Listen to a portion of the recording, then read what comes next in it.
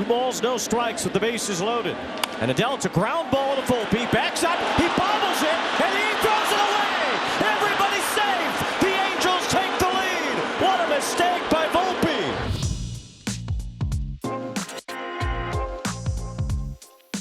From MLB.com, this is the Morning Lineup Podcast. I'm your host, Will Leach. Today is Thursday, June 19th. It is Juneteenth, the oldest internationally celebrated commemoration of the ending of slavery in the United States.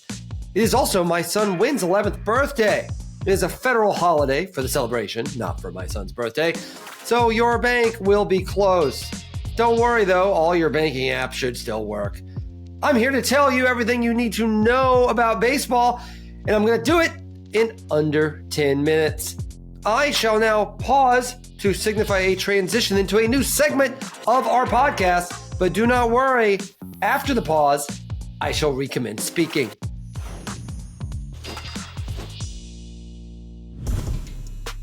So everybody freaks out when their team loses a bunch of games in a row, but nobody quite freaks out during a losing streak like New York fans do. The Yankees came into Wednesday having lost 5 in a row, and the Mets, well, they've lost 4. They're both still in first place, but that fact is not stopping people from freaking out. So, after Wednesday's games, are there fans freaking out less? They are not. And that's what they get. Booted by Volpe, thrown away. 1 run scores. It was a surefire double play, and Volpe booted it and then threw it past Peraza. The Yankees, for their part, did end their 30-inning scoreless streak with Jazz Chisholm Jr. homer in the second inning against the Angels. But with the score tied 2-2 in the 8th, with the bases loaded, Joe Adele hit a textbook double play ball to Yankee shortstop Anthony Volpe. But as you just heard in that highlight, Volpe bungled it, allowing Mike Trout to score what would ultimately be the winning run in a 3-2 Angels victory in a heartbreaker of a Yankees loss. So you can now make that 6 Yankees losses in a row. Suddenly that AL East lead is starting to get a little slim, but not as slim as the Mets lead in the NL East. The only good thing about the Mets' loss to the Braves on Thursday was that, they were never close enough in the first place to have it even be a heartbreaker. 1-2. Blew it right by him. Swing and a miss on a fastball, and 2 down here in the 9th.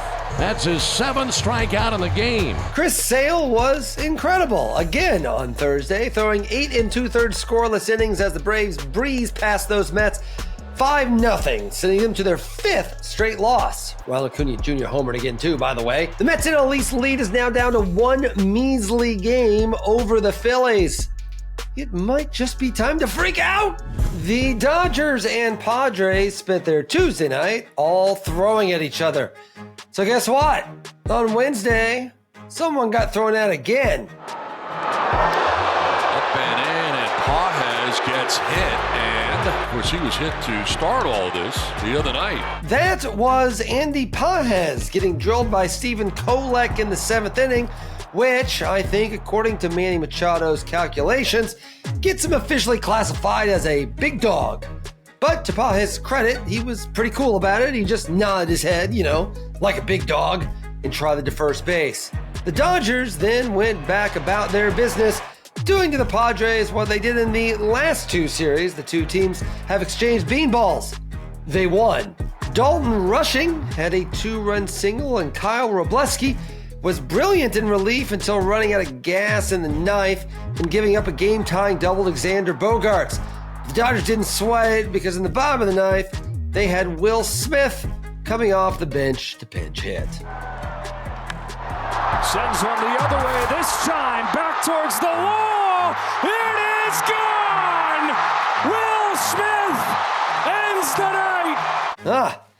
Guess they should have hit him too. Final score was Dodgers 4, Padres 3. The Dodgers have now won 5 in a row. These 2 teams have 1 more game against each other on Thursday. Just in case, everybody duck.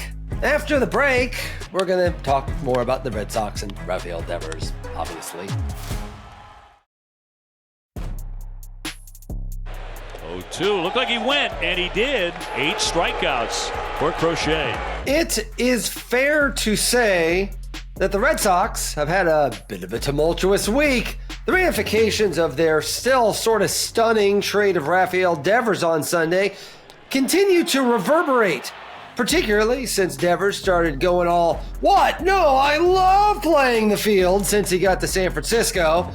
And they've sort of obscured the fact that the Red Sox, when they actually, play some actual games and not have to answer all these questions from all those pesky reporters, actually have had a pretty great week. Garrett Crochet was fantastic again on Wednesday, striking out 8, walking none, and giving up just 1 run in 6 innings as the Red Sox beat the Mariners 3-1 in Seattle to win their 3-game set. The Red Sox have now won 5 of their last 6 and 4 consecutive series. I wonder if they can win 5 consecutive series. Here, let me see who they play next. Oh, wow. They actually play the Giants this coming weekend. Sorry, Red Sox. I think you have to answer more of those meddlesome questions. Speaking of Devers, he went 0 for 3 for the Giants on Wednesday against the Guardians. Not that it stopped Oracle Park fans from screaming their hearts out for him anyway, every single time he came to the plate. But the real story of the game was the return of Justin Verlander, making his first start in a month. It didn't go very well. In the air, well struck, left center, long run for Lee. He's out of room, it's out of here. Daniel Schneemann with an opposite field 3-run jack. That was Daniel Schneemann hitting a 3-run homer off Verlander in the 4th inning of the Guardians' 4-2 win over those Giants. Verlander gave up 4 runs in 4 2/3 innings, though he did strike out 6. Verlander came into the season 38 wins short of his explicitly stated goal of reaching 300 wins. He, as we approach the end of June, remains 38 wins short.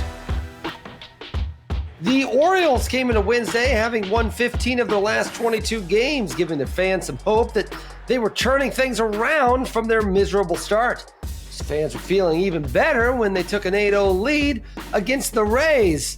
And then the Rays scored 12 unanswered runs in a 12-8 victory.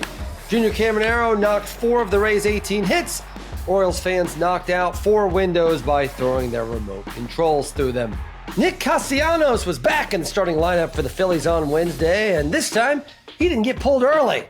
Good thing, too. That meant he was still standing in right field when he caught the last out of the Phillies' 4-2 win over the Marlins. Bo Bichette went 3 for 5 with a homer as the Blue Jays beat the Diamondbacks 8-1. But that wasn't the only good news for the Jays on Wednesday. Max Scherzer struck out 8 batters in 4 2/3 scoreless innings for AAA Buffalo. Go Bills! In what should be Scherzer's final rehab start. Next time you'll see him on the mound, he'll be wearing a Jays uniform, throwing to the opposing team and trying to get him out. You guys, the Rockies have won 4 in a row. Seriously, I would not lie to you. That is against the sacred code of the baseball podcaster.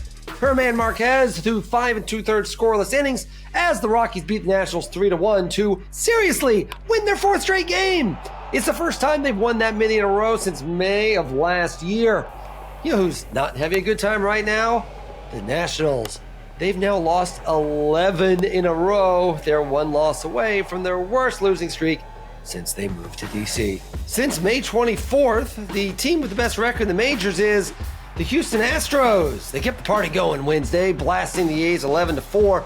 They've now won Framber Valdez's last 8 starts. Maikel Garcia went 3 for 4 with a homer, a triple, and 4 RBIs as the Royals beat the Rangers 6-3.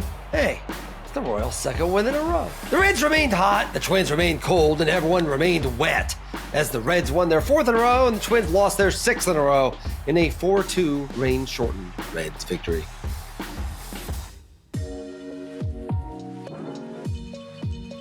And that's all for today's Morning Lineup Podcast. Thank you for listening.